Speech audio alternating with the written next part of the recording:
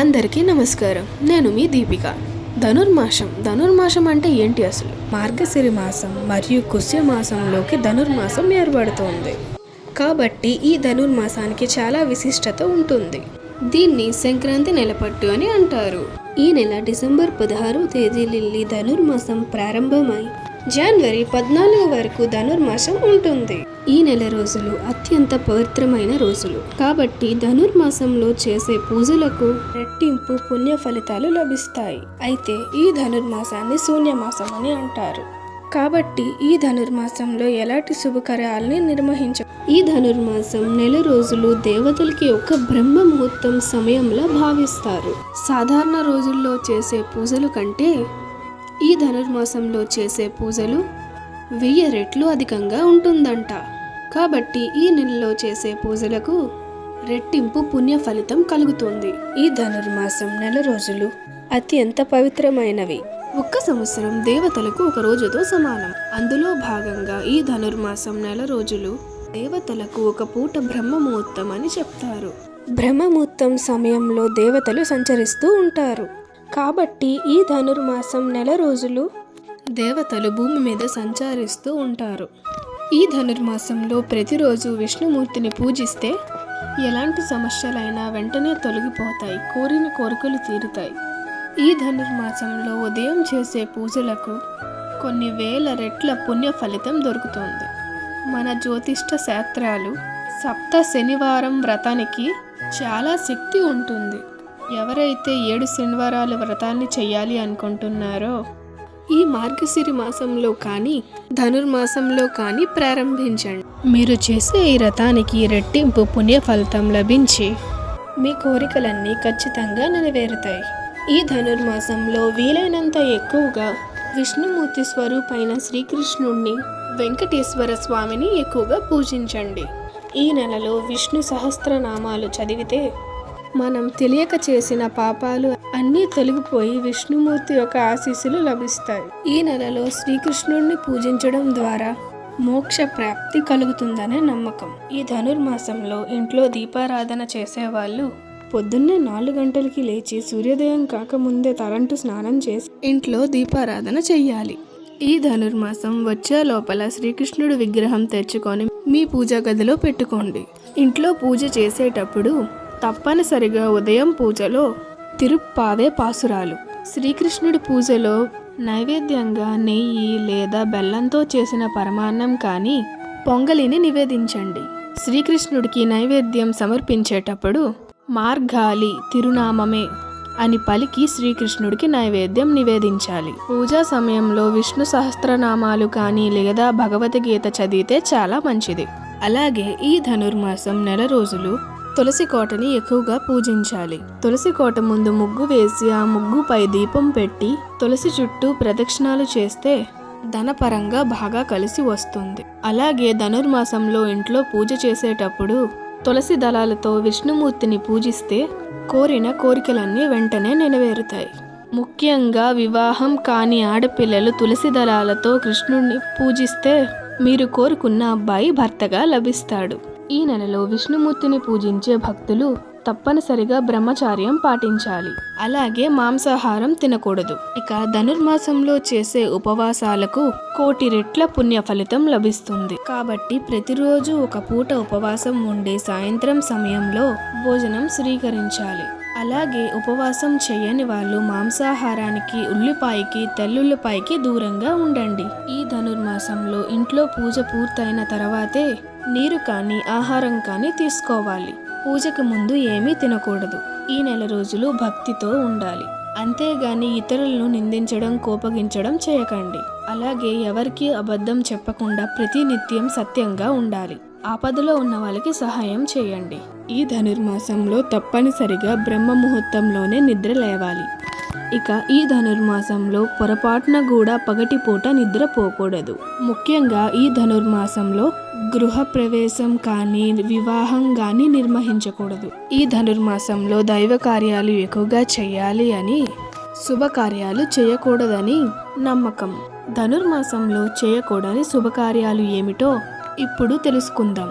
ముఖ్యంగా ఈ నెలలో వివాహాలు చేయకూడదు. ధనుర్మాసంలో వివాహాలు చేస్తే భార్యాభర్తల మధ్య సఖ్యత ఉండదు. అలాగే గృహ ప్రవేశాలు కానీ శంకుస్థాపన పూజలు కానీ చేయకూడదు. అలాగే అద్దె ఇళ్లలోకి మారకూడదు. ఈ నెలలో చేసే గృహ ప్రవేశం వల్ల ఇంటి యజమాని అనారోగ్యం పాలు అవుతారు. ఇక కొత్త వ్యాపారాలు కూడా ప్రారంభించకూడదు. అలాగే పెట్టుబడి పెట్టడం చేయకూడదు, లేదంటే మీ వ్యాపారాల్లో నష్టాలు ఏర్పడతాయి. అలాగే పుట్టు వెంట్రుకలు తీయించడం కానీ చెవులు కుట్టించడం కానీ చేయకూడదు. కానీ అన్నప్రసనం వేడుకలు మరియు శ్రీమంతం వేడుకలు చేసుకోవచ్చు. ఈ ధనుర్మాసం ప్రారంభం అయినప్పటి నుంచి హరిదాసులు బసవన్నలతో సంక్రాంతి సందడి మొదలైపోతుంది. అలాగే ఈ ధనుర్మాసం నెల రోజులు ప్రతిరోజు ఉదయాన్నే స్నానం చేసి గాయత్రి మంత్రాన్ని చదవండి. ఇక మీ కష్టాలన్నీ వెంటనే తీరిపోతాయి. ధనుర్మాసంలో దీపారాధన చేసే వాళ్ళు ఆవు నెయ్యితో దీపారాధన చేస్తే చాలా మంచిది. ఈ ధనుర్మాసంలో విష్ణువును మధుసూదన్ అనే పేరుతో పూజిస్తారు. కాబట్టి ఈ నెలలో పూజలు చేసేవారు మొదటి 15 రోజులు చక్కెర పొంగల్ని కానీ లేదా పులిహోరని కానీ స్వామివారికి నైవేద్యంగా సమర్పించాలి. తరువాత 15 రోజులు దద్దోజనంని నైవేద్యంగా నివేదించాలి. ధనుర్మాసం వ్రతాన్ని చేసేవాళ్ళు ఈ నెల రోజులు నేల మీద పడుకోవడం మంచిదని పండితులు చెప్తున్నారు. ధనుర్మాసంలో చేసే నది స్నానములకు అశ్వమేధ యాగం చేసినంత పుణ్య ఫలితం లభిస్తుంది. ముఖ్యంగా ఈ ధనుర్మాసంలో విష్ణుమూర్తి దేవాలయంలో దీపాలు వెలిగిస్తే 1000 సంవత్సరాల పాటు విష్ణుమూర్తిని పూజించిన ఫలితం లభిస్తుంది. మనలో చాలా మందికి ఎల్లప్పుడూ కష్టాలు వెంటాడుతూనే ఉంటాయి. అలాంటి వాళ్ళు ఈ ధనుర్మాసంలో విష్ణు ఆలయాలకి వెళ్ళి విష్ణుమూర్తిని వీలైనంత ఎక్కువగా దర్శించుకోండి. ఇక మీకున్న దరిద్ర బాధలు అన్నీ నశించి మంచి రోజులు ప్రారంభం అవుతాయి. అలాగే డబ్బు సమస్యతో బాధపడే వాళ్ళు ఈ ధనుర్మాసంలో గోశాలకు వెళ్ళి గోవులకు ఆహారంగా పచ్చిగడ్డిని తినిపించండి. 3 దేవతల ఆశీర్వాదంతో డబ్బు కష్టాలు అన్నీ తొలగిపోతాయి. ఇక సంతానం కోసం ఎదురు చూసే దంపతులు ఈ ధనుర్మాసంలో శ్రీకృష్ణుణ్ణి ఉయ్యాలలో ఉంచి పూజించాలి. అలాగే పేద పిల్లలకు పాలు మరియు పళ్ళను దానం చేయండి. తప్పకుండా సంతాన ప్రాప్తి కలుగుతుంది. అలాగే ప్రస్తుత రోజుల్లో చాలా మంది అప్పులతో బాధపడుతున్నారు. అలాంటి వాళ్ళు విష్ణుమూర్తికి తులసి దళాలతో అర్చన చేస్తే అప్పుల బాధలు అన్నీ వెంటనే తీరిపోతాయి. అలాగే ఉద్యోగం కోసం ఎదురు చూసే వాళ్ళు మరియు వ్యాపారాల్లో లాభాలు కలగాలి అంటే ఈ ధనుర్మాసం నెల రోజులు గోవిందనామం ఎక్కువగా చదవండి. ఉద్యోగం రాని వాళ్ళకి ఉద్యోగం ప్రాప్తి, అలాగే వ్యాపారాలు చేసే వాళ్ళకి లాభాలు కలిసి వస్తాయి. ఈ ధనుర్మాసం నెలలో డిసెంబర్ 30వ తేదీన ముక్కోటి ఏకాదశి వచ్చింది. ఈ ఒక్క ఏకాదశి 3 కోట్ల ఏకాదశి అయినంత ఫలితాన్ని ఇస్తుందంట. ఈ రోజు వైకుంఠ ద్వారాలు తెరుచుకుంటాయంట. కాబట్టి ఈ ముక్కోటి ఏకాదశి నాడు వైష్ణవ ఆలయాలలో ఉత్తర ద్వార దర్శనాలు చేసుకుంటే ఇక మీ జన్మ ధన్యమైనట్టే. ముక్కోటి ఏకాదశి నాడు ఓం నమో నారాయణ 108 సార్లు చదివితే చాలు.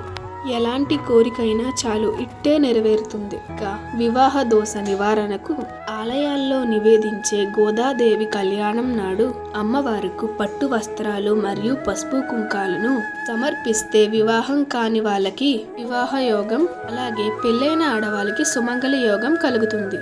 ఇక అనారోగ్యం సమస్యతో బాధపడే వాళ్ళు ధనుర్మాసంలో శ్రీకృష్ణుణ్ణి పూజించి పరమ అన్నాన్ని నివేదిస్తే మీ ఆరోగ్యం మెరుగుపడుతుంది. ఇక విద్యార్థుల వృద్ధికి శ్రీకృష్ణుడి ఆలయంలో అన్నదానం లేదా పెన్నులను పుస్తకాలను దానం చేయండి. అలాగే గ్రహ దోష నివారణకు ఆలయాల్లో ఉండే బ్రాహ్మణులకు నువ్వులు లేదా బెల్లాన్ని దానంగా చేయండి.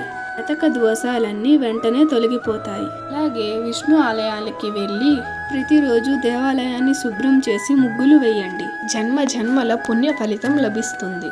సూర్యుడు ధనుస్సు రాశికి ప్రవేశించిన రోజున ధనుర్మాసం ప్రారంభమై మకర సంక్రాంతి వరకు ఉంటుంది. ఈ మాసం విష్ణుమూర్తికి చాలా ప్రీతికరమైనది. ఈ ధనుర్మాసంలో తిరుమలలో ఉన్న వెంకటేశ్వర స్వామికి ఉదయం సుప్రభాత సేవకు బదులుగా తిరుప్పావే పఠిస్తారు. ఈ ధనుర్మాసం నెలలోనే శ్రీకృష్ణుణ్ణి భర్తగా పొందడానికి గోదాదేవి తిరుప్పావే వ్రతాన్ని ఆచరించిందంట. కాబట్టి ఈ ధనుర్మాసంలో స్త్రీలు తెల్లవారుజామున తలంటు స్నానం చేసి శ్రీకృష్ణుడిని పూజిస్తే పరవన్నాన్ని నివేదించి ఇరుప్పావే పాటలు పాడాలి. ఇలా ప్రతిరోజు శ్రీకృష్ణుడిని పూజిస్తే కోరిన కోరికలన్నీ నెరవేరుతాయని, వివాహం కాని వాళ్ళకి త్వరగా వివాహం కుదురుతుందని, అలాగే దారిద్ర బాధలు అన్నీ తొలగిపోయి డబ్బు పరంగా బాగా కలిసి వస్తుందని నమ్మకం. ఈ ధనుర్మాసంలో ప్రతిరోజు ఇంటి ముందు ముత్యాల ముగ్గులు వేసి, అలాగే ముగ్గు మధ్యలో ఆవు పేడతో తయారు చేసిన గొబ్బెమ్మ పెట్టి, గొబ్బెమ్మపై పువ్వులు పెట్టి పూజించాలి. ధనుర్మాసంలో ముగ్గుపై గొబ్బెమ్మలు పెడితే వివాహం కాని ఆడపిల్లలకు మంచి మనసున్న భర్త లభిస్తాడు. ఈ ధనుర్మాసం నెల రోజులు పూజలు చేయలేని వాళ్ళు కనీసం 15 రోజులైనా విష్ణుమూర్తిని పూజించాలి. కాబట్టి ఇంతటి విశిష్టమైన ధనుర్మాసాన్ని విష్ణు పూజకు వినియోగించి సర్వినియోగం చేసుకోండి. ఇదే ఈ ధనుర్మాసం ఒక కథ.